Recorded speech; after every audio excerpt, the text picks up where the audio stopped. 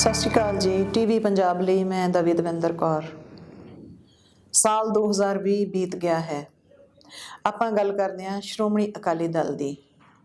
ਬਹੁਤ ਸ਼ਾਨਾਂ ਮੱਤੇ ਕੁਰਬਾਨੀਆਂ ਭਰੇ ਵਿਰਸੇ ਵਾਲੇ ਸ਼੍ਰੋਮਣੀ ਅਕਾਲੀ ਦਲ ਲਈ ਸਾਲ 2020 ਕੋਈ ਬਹੁਤਾ ਖੁਸ਼ਗਵਾਰ ਨਹੀਂ ਗੁਜ਼ਰਿਆ।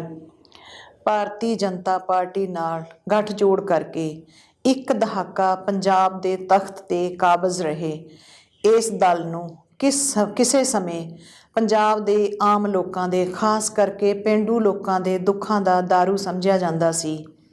ਪਰ ਵਕਤ ਦੀ ਸਿਤਮ ਜ਼ਰੀਫੀ ਕਹੋ ਜਾਂ ਇਸ ਦੇ ਵਰਤਮਾਨ ਆਗੂਆਂ ਦਾ ਆਪਣੇ ਸੰਜਮ ਅਨੁਸ਼ਾਸਨ ਦੇ ਨੇਮਾਂ ਤੋਂ ਥਿੜਕ ਜਾਣਾ ਕਹੋ ਕਿ ਇਸ ਵੇਲੇ ਪੰਜਾਬ ਦੇ ਆਮ ਲੋਕਾਂ ਦੇ, ਕਿਰਤੀਆਂ ਦੇ ਲੋਕਾਂ ਦੇ ਜੋ ਦੁੱਖ ਸੁੱਖ ਨੇ, ਉਹਨਾਂ ਸਭ ਲਈ ਇਸ ਸ਼੍ਰੋਮਣੀ ਅਕਾਲੀ ਦਲ ਨੂੰ ਹੀ ਜ਼ਿੰਮੇਵਾਰ ਮੰਨਿਆ ਜਾਣ ਲੱਗ ਪਿਆ ਹੈ।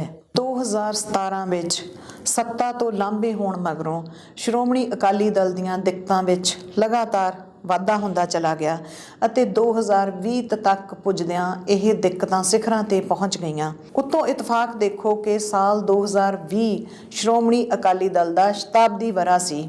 ਦਸੰਬਰ 1920 ਵਿੱਚ ਇਸ ਦੀ ਸਥਾਪਨਾ ਹੋਈ ਸੀ ਅਤੇ ਉਸ ਵੇਲੇ ਬਹੁਤ ਨਾਮਵਰ ਕੁਰਬਾਨੀ ਦੇ ਪੁੰਜ ਇਸ ਦੇ ਆਗੂ ਬਣੇ ਸਨ। ਇਸ ਦੇ ਆਗੂਆਂ ਦਾ ਵੀ ਇੱਕ ਇਤਿਹਾਸ ਰਿਹਾ ਹੈ ਅਤੇ ਜਿਸ ਤਰ੍ਹਾਂ ਗੁਰਦੁਆਰਿਆਂ ਨੂੰ ਮਹੰਤਾਂ ਦੇ ਕਬਜ਼ੇ ਵਿੱਚੋਂ ਰਿਹਾ ਕਰਵਾਉਣਾ, ਮੁਕਤ ਕਰਵਾਉਣਾ ਅਤੇ ਮਨੁੱਖੀ ਆਜ਼ਾਦੀ ਲਈ ਜਿਸ ਤਰ੍ਹਾਂ ਇਸ ਦੇ ਆਗੂਆਂ ਨੇ ਕੁਰਬਾਨੀਆਂ ਦਿੱਤੀਆਂ ਸਨ ਕਿ ਇਸ ਦੀ ਪੂਰੇ ਮੁਲਕ ਵਿੱਚ ਪਛਾਣ ਬਣੀ ਸੀ, ਇਸ ਦੇ ਆਗੂਆਂ ਦੀ ਪਛਾਣ ਬਣੀ ਸੀ ਅਤੇ ਸ਼੍ਰੋਮਣੀ ਅਕਾਲੀ ਦਲ ਦੀ ਪਛਾਣ ਬਣੀ ਸੀ।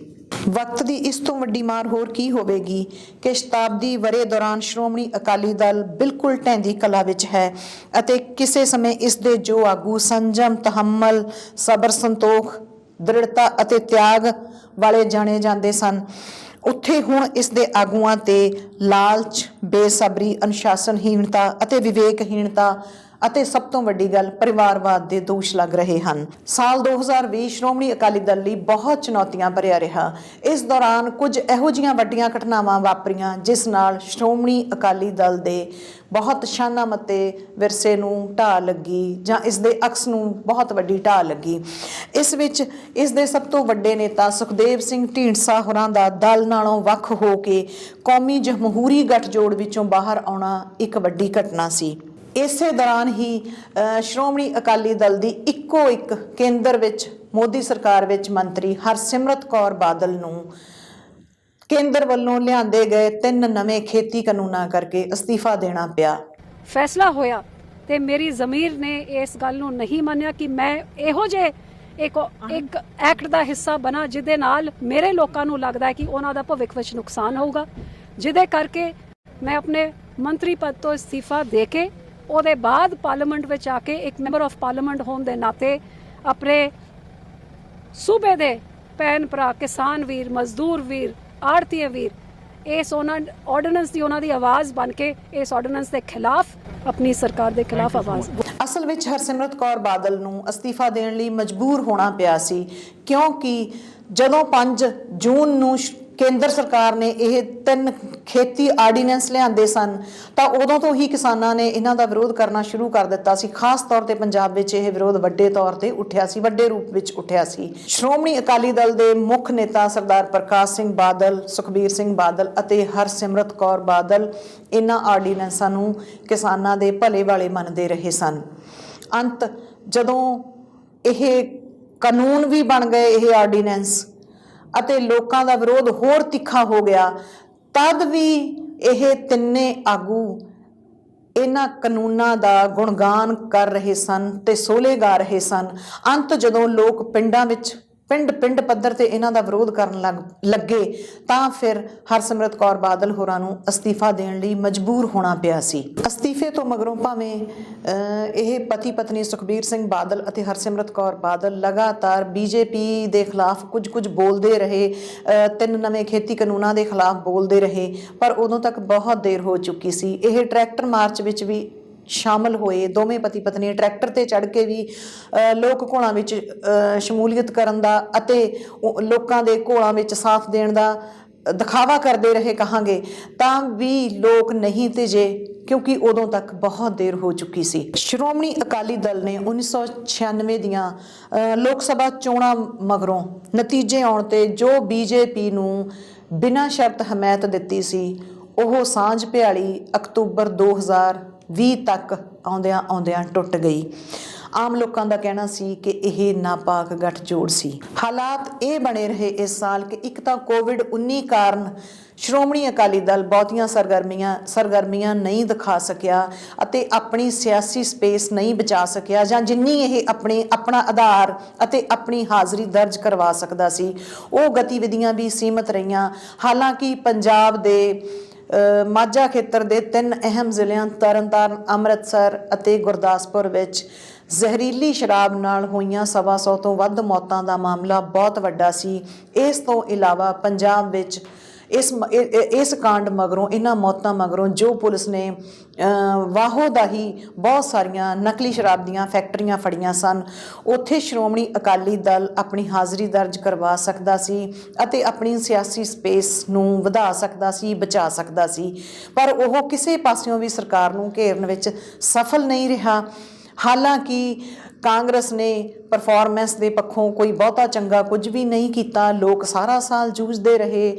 ਆਮ ਲੋਕਾਂ ਦੀ, ਆਮ ਮੁਲਾਜ਼ਮਾਂ ਦੀ, ਆਮ ਨੌਜਵਾਨਾਂ ਦੀ ਕੁੱਟਮਾਰ ਸਾਰਾ ਸਾਲ ਹੁੰਦੀ ਰਹੀ, ਪਰ ਸ਼੍ਰੋਮਣੀ ਅਕਾਲੀ ਦਲ ਕਿਤੇ ਵੀ ਲੋਕਾਂ ਦੇ ਹੱਕ ਵਿੱਚ ਨਿੱਤਰਿਆ ਨਹੀਂ ਨਜ਼ਰ ਆਉਂਦਾ। ਅਤੇ ਦਸੰਬਰ ਤੱਕ ਆਉਂਦਿਆਂ ਨਵੰਬਰ ਦੇ ਅਖੀਰ ਵਿੱਚ ਤਾਂ ਪੰਜਾਬ ਦੇ ਕਿਸਾਨ ਦਿੱਲੀ ਮੋਰਚੇ ਲਾ ਕੇ ਹੀ ਬੈਠ ਗਏ ਸਨ ਅਤੇ ਨਾਲ ਹਰਿਆਣੇ ਦੇ ਕਿਸਾਨ। ਅਤੇ ਹੁਣ ਸਥਿਤੀ ਇਹ ਹੈ, ਉੱਥੇ ਸਾਰੇ ਮੁਲਕ ਵਿੱਚੋਂ ਕਿਸਾਨ ਪੁੱਜ ਰਹੇ ਹਨ, ਵੱਖ-ਵੱਖ ਵਰਗਾਂ ਦੇ ਲੋਕ ਪੁੱਜ ਰਹੇ ਹਨ ਅਤੇ ਲੋਕਾਂ ਨੇ ਸਿਆਸੀ ਧਿਰਾਂ ਨੂੰ ਬਿਲਕੁਲ ਲਾਂਭੇ ਕੀਤਾ ਹੋਇਆ ਹੈ। ਇਸ ਵੇਲੇ ਸਥਿਤੀ ਇਹ ਹੈ ਕਿ ਲੋਕ ਕਾਂਗਰਸ ਅਤੇ ਸ਼੍ਰੋਮਣੀ ਅਕਾਲੀ ਦਲ ਨੂੰ ਮੂੰਹ ਨਹੀਂ ਲਾ ਰਹੇ ਅਤੇ ਦਸੰਬਰ ਦੇ ਅਖੀਰ ਵਿੱਚ ਸ਼ਹੀਦੀ ਜੋੜ ਮੇਲ ਵੇਲੇ ਜਦੋਂ ਸਰਦਾਰ ਸੁਖਬੀਰ ਸਿੰਘ ਬਾਦਲ ਫਤਿਹਗੜ੍ਹ ਸਾਹਿਬ ਜਾਂਦੇ ਹਨ ਤਾਂ ਉੱਥੇ ਉਹਨਾਂ ਨੂੰ ਕਾਲੀਆਂ ਝੰਡੀਆਂ ਦਿਖਾਈਆਂ ਜਾਂਦੀਆਂ ਹਨ, ਨਾਅਰੇਬਾਜ਼ੀ ਕੀਤੀ ਜਾਂਦੀ ਹੈ ਕਿ ਉਹਨਾਂ ਨੂੰ ਉੱਥੋਂ ਬਚ ਕੇ ਨਿਕਲਣਾ ਪਿਆ। ਸ਼੍ਰੋਮਣੀ ਅਕਾਲੀ ਦਲ ਬਹੁਤ ਸਮਰੱਥ ਅਤੇ ਜ਼ੋਰਦਾਰ ਰੂਪ ਵਿੱਚ ਇਸ ਦਸੰਬਰ 2020 ਦੇ ਆਪਣੇ ਸਥਾਪਤੀ ਸਮਾਗਮਾਂ ਦੌਰਾਨ, ਸ਼ਤਾਬਦੀ ਸਮਾਗਮਾਂ ਦੌਰਾਨ ਆਪਣੀ ਹਾਜ਼ਰੀ ਦਰਜ ਕਰਾ ਸਕਦਾ ਸੀ, ਆਪਣੀ ਸਪੇਸ ਦਰਸਾ ਸਕਦਾ ਸੀ। ਕਿਤੇ ਨਾ ਕਿਤੇ ਲੋਕਾਂ ਦਾ ਸਾਥੀ ਤੇ ਲੋਕਾਂ ਦੇ ਦੁੱਖਾਂ ਦੀ ਦਾਰੂ ਬਣਨ ਦਾ ਆਪਣਾ ਜਜ਼ਬਾ ਦਿਖਾ ਸਕਦਾ ਸੀ, ਪਰ ਅਜਿਹਾ ਨਹੀਂ ਹੋ ਸਕਿਆ ਕਿਉਂਕਿ ਲੋਕਾਂ ਨੂੰ ਜਾਪਦਾ ਹੈ ਕਿ ਸਿਰਫ ਬਾਦਲ ਪਰਿਵਾਰ ਦੇ ਹੱਥ ਵਿੱਚ ਇਸ ਦੀ ਕਮਾਂਡ ਹੈ ਤੇ ਉਹਨਾਂ ਨੂੰ ਲੱਗਦਾ ਹੈ ਕਿ ਲੋਕਾਂ ਨੂੰ ਲੱਗਦਾ ਹੈ ਕਿ ਪਰਿਵਾਰ, ਇੱਕ ਹੀ ਪਰਿਵਾਰ ਦਾ ਇਸ 'ਤੇ ਕਬਜ਼ਾ ਹੈ। ਸੋ ਇਹ ਬਹੁਤ ਦੁੱਖ ਵਾਲੀ ਗੱਲ ਹੈ ਕਿ ਹਾਲ ਦੀ ਘੜੀ ਸ਼੍ਰੋਮਣੀ ਅਕਾਲੀ ਦਲ ਲਈ ਬਹੁਤ ਔਖਾ ਸਮਾਂ ਹੈ ਅਤੇ ਜੋ ਇਸ ਦਾ ਗੁਰੂ ਘਰਾਂ ਨੂੰ ਮਸੰਦਾਂ ਦੇ, ਮਹੰਤਾਂ ਦੇ ਕਬਜ਼ਿਆਂ ਵਿੱਚੋਂ ਮੁਕਤ ਕਰਵਾਉਣ ਦਾ ਜੋ ਕੁਰਬਾਨੀਆਂ ਭਰਿਆ ਇਤਿਹਾਸ ਸੀ, ਇਸ ਦੇ ਆਗੂਆਂ ਨੇ ਜੋ ਵੱਡੇ ਵੱਡੇ ਤਿਆਗ ਕੀਤੇ ਸਨ, ਸੰਜਮ ਦਿਖਾਇਆ ਸੀ, ਦ੍ਰਿੜਤਾ ਅਤੇ ਦਲੇਰੀ ਦਿਖਾਈ ਸੀ, ਉਹ ਹਾਲ ਦੀ ਘੜੀ ਇਸ ਦੇ ਆਗੂਆਂ ਵਿੱਚੋਂ ਗਾਇਬ ਹੈ। ਅਸੀਂ ਸ਼੍ਰੋਮਣੀ ਅਕਾਲੀ ਦਲ ਲਈ ਚੰਗੇ ਸਮੇਂ ਦੀ ਦੁਆ ਕਰਦੇ ਹਾਂ ਕਿ ਇਸ ਦਾ ਚੰਗਾ ਸਮਾਂ ਆਵੇ ਅਤੇ ਇਸ ਦੇ ਨਾਲ ਹੀ ਇਹ ਵੀ ਦੁਆ ਕਰਦੇ ਹਾਂ ਕਿ ਇਹ ਸੱਚੀ ਮੁੱਚੀ ਤਿਆਗ ਅਤੇ ਦ੍ਰਿੜਤਾ ਦਾ ਮੁਜੱਸਮਾ ਬਣ ਕੇ ਇਸ ਦੇ ਆਗੂ ਅੱਗੇ ਆਉਣ ਅਤੇ ਇਸ ਦੇ ਉੱਤੇ ਇੱਕ ਪਰਿਵਾਰ ਦਾ ਕਬਜ਼ਾ ਨਾ ਰਹਿ ਕੇ ਜੋ 1920 ਵਿੱਚ ਸੰਘਰਸ਼ ਲੜਨ ਵਾਲਾ ਜਾਂਬਾਜ਼ ਅਤੇ ਸੰਜਮ, ਸਬਰ, ਸੰਤੋਖ ਵਾਲਾ ਅਕਾਲੀ ਦਲ ਸੀ, ਉਹ ਅਕਾਲੀ ਦਲ ਮੁੜ ਕਾਇਮ ਹੋ ਸਕੇ। ਆਮੀਨ। ਟੀਵੀ ਪੰਜਾਬ ਲਈ ਮੈਂ ਦਵਿੰਦਰ ਕੌਰ। ਸਤਿ ਸ਼੍ਰੀ ਅਕਾਲ ਜੀ, ਮੈਂ ਨਿਰਮਲ ਮਾਨ ਪੂਰਾ ਟੈਕਸ ਸੈਟਲਮੈਂਟ ਤੋਂ। ਇਹ ਤੁਸੀਂ ਵੀਡੀਓ ਦੇਖ ਰਹੇ ਸੀ ਟੀਵੀ ਪੰਜਾਬ ਦੇ ਉੱਤੇ। ਇਹੋ ਜਿਹੇ ਹੋਰ ਜਾਣਕਾਰੀ ਭਰਪੂਰ ਵੀਡੀਓ ਦੇਖਣ ਵਾਸਤੇ ਟੀਵੀ ਪੰਜਾਬ ਦੇ ਚੈਨਲ ਨੂੰ ਸਬਸਕ੍ਰਾਈਬ ਕਰੋ ਤੇ ਨਾਲ ਹੇਠ ਦਿੱਤੇ ਹੋਏ ਬੈਲ ਆਈਕਨ ਦੇ ਬਟਨ ਦਬਾਓ। ਸਤਿ ਸ਼੍ਰੀ ਅਕਾਲ।